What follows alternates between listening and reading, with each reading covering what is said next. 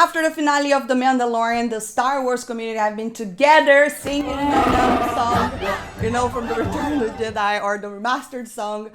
My point is, the Star Wars community, we were so happy to see Luke Skywalker back. However, a Sith Lord within Lucasfilm had to rise up and spoil all the fun, and that's what we're talking about in this video today.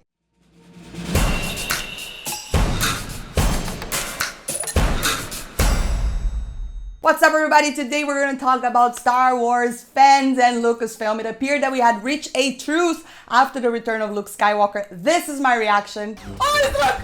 It's the green lightsaber. It has to be. Yes! Oh, I'm so happy. I'm so happy. Thank you. I completely freaked out, and there are so many genuine reactions as well on YouTube. You can tell that people are so happy. The finale of The Mandalorian got a 99 score. It's like one of the highest ones. It's such a good finale, and of course Luke Skywalker came to the rescue. That's what fans wanted to see. They didn't want to see The Last Jedi, Luke Skywalker. Of course, there are some people that like the sequels, but the majority of people really do not like that film. So something really weird happened this week, and it was on Twitter. Of course, on Twitter, everything happens on Twitter. There was a thread on Twitter making fun of Star Wars Theory. Now, if you don't know, Star Wars Theory is the biggest YouTube channel related to Star Wars. His content is just Star Wars. He seems to be a very genuine guy. I love his videos, and I got to know his channel and subscribe to his channel when he launched the Vader film. That's when I actually started following him.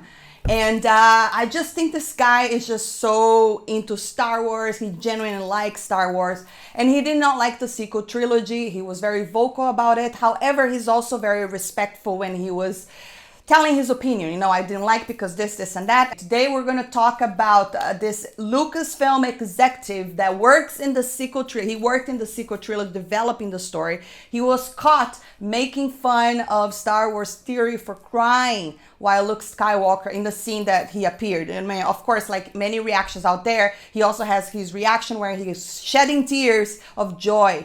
And not everyone within Lucasfilm is happy with this choice, especially people that worked in the sequel trilogy. Because I don't know if you know that, but the people that worked in the sequels are not involved in The Mandalorian, and that is very clear. For the quality of The Mandalorian is completely different. That show really feels like Star Wars. George Lucas is involved, but the sequel trilogies were something that is just it's just a stain. There's a lot of pain involving of the fans getting really angry. But Pablo Hidalgo, that's his name. He said on this Twitter thread that was making fun of Star Wars Theory that emotions are not for sharing. And I think he messed with the wrong person because, little did he know that Star Wars Theory was not going to stay quiet. So he made a video about it. In fact, he waited 6 hours, because he wanted clarification. First, he said he wanted to know, what is going on here? And after 6 hours, Pablo Hidalgo actually used the phrase emotions are not for sharing as his banner on Twitter, which means he was indeed making fun of a Star Wars Theory. And this is something that it is not new. If you've been around the fandom, and watching people complaining about Star Wars, the sequel trilogies, Pablo Hidalgo have been attacking the fans on Twitter for a very long time, and he just cannot understand that people did not like these films. I feel like when they're making The Last Jedi, they probably thought they were making the best movie ever. But they are not George Lucas. They had the source there, but they did not want to use George's ideas. They went with their own ideas, and it completely tarnished all the beloved characters, including Luke Skywalker. No one wanted to see Hermit Luke Skywalker. We wanted to see Gandalf Luke Skywalker. I myself included. I don't like those movies. Not only that, Luke is just he's just not Luke. And Star Wars Theory has been very respectful when he criticizes those films. He's a really diehard fan. And those tears that he shed for Luke was genuine. You could tell it's genuine. It's joy. And this guy even have a very, very inspiring story. He beat cancer, and he says that Luke Skywalker actually helped him through that time. Star Wars helped him through that time. So Star Wars really means something to this guy, you know? And then when he has a genuine reaction to a beloved character that was produced by Lucasfilm itself, and then you have someone that worked at Lucasfilm making fun of that reaction because, you know, they don't like Luke Skywalker, because they don't like what Jon Favreau is making, it really passes a bad image. It feels like there's a civil war going on inside Lucasfilm, where you have the people that hate the original films and what George created, and people that just, you know, want everyone to love the sequels, and it just doesn't work like that. And this whole controversy is very clear through Pablo Hidalgo's actions, because it's absolutely unprofessional to go make fun of a fan that is supporting your brand. And this is a nightmare, PR nightmare for Lucasfilm. Once again, we thought everything was back to normal, and then we go back to this whole confusion again. I'm going to be reading this article here on Variety, and not only that, guys, this thing was trending on Twitter. Star Wars Theory made a video about it and did not let it go. He just said, I'm very disappointed that someone that worked at Lucasfilm is lashing at a fan that is genuinely reacting to a product that you yourself created. It's just so weird, and it just makes me very worried for shows where Dave Filoni and Jon Favreau is not involved, because The Mandalorian is only working because these two guys are Star Wars nerds, you know, they understand Star Wars, they respect the lore. There's just so many details in The Mandalorian that even I did not catch. And I'm a diehard Star Wars fan too. But if you watch the gallery and the behind the scenes, the care and the love and the fun that they're having, and the, you know, you could tell how Luke Skywalker was respected in this you know, episode. That's what we wanted to see. There's nothing wrong with that. There is nothing wrong with reactions. So Pablo Hidalgo just said on his Twitter that emotions are not for sharing. And it's just very, very ugly that Lucasfilm allows people that work for them to attack the fans like this. This is just not cool. However, Pablo Hidalgo, after hours and after this thing trending on Twitter, now even Variety is talking about it, big media companies are talking about this.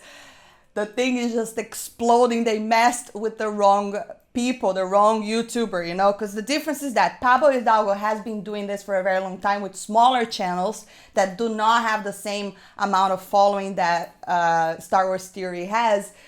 So now that they also made fun of him, things got really ugly because he has a massive following. Quickly, the thing was trending on Twitter, and now Lucasfilm has another nightmare to deal with. So let's see what is Variety saying here. How a Lucasfilm exec tweet reopened the wounds of The Last Jedi. So even though the whole media was, you know, attacking the fans as well, now they're also shifting the narrative here, saying that there were wounds because the fans. I just find this very interesting, because if you look back at some other videos that I made when The Last Jedi came out, there are many articles that I cover in which so many medias were actually saying that the fans are toxic because they don't like Rey, because in fact people were complaining about the storytelling. It's not that the people do not like Rey. What they don't like is the fact that there is no hero's journey, that everything is given to her, that we learn from George Lucas Star Wars that a Jedi needs training. It's not a magical power.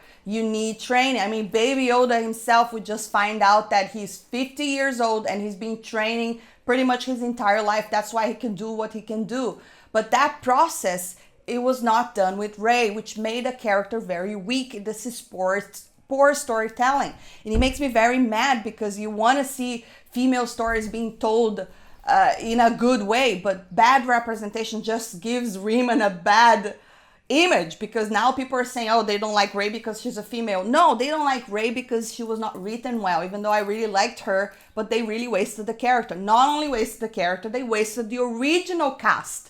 You had the gold mine in your hands and you wasted it because you were so scared that Luke Skywalker was going to shine all he was going to be more important than Rey. I mean, obviously people care more about the OT characters than the newer characters, but The Mandalorian really showed Lucasfilm how you introduce the new and the old. You do that respectfully. I mean, Baby Yoda is new. Luke Skywalker is OT, and that scene was the most beautiful thing ever. But anyways, let's get to this article over here. Lucasfilm Pablo Hidalgo apologized for tweeting emotions are not shared in a thread about a Star Wars fan emotional reaction to The Mandalorian, but the damage had been done. Oh, this is so weird. They have to get their thing together. It still blows my mind that this stuff is happening. So it really shows, man, there's a civil war going on there. It's just, there's no other explanation. On December 17th, a popular Star Wars YouTuber joined roughly 30,000 fans at his live stream, his reaction to the season 2 finale of The Mandalorian.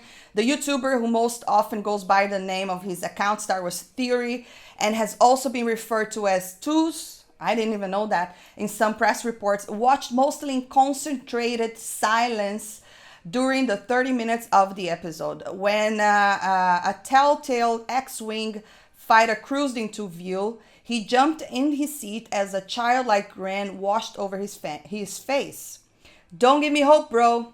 I know, I saw that.